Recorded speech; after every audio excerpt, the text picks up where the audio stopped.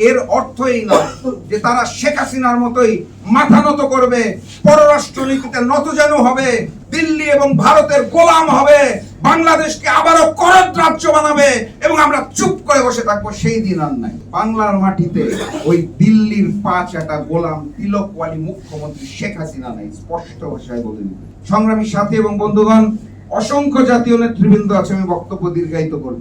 আমি শুধু স্পষ্ট ভাষায় যেটা বলতে চাই, আমার পূর্ববর্তী অনেক বক্তা, বেয়াদবি নিবেন না, বারবার বলেছেন শেখ হাসিনার পালানোর জায়গা আছে, আমাদের পালানোর জায়গা। আমরা কি পালানোর জায়গা কোনোদিন খুঁজেছিলাম?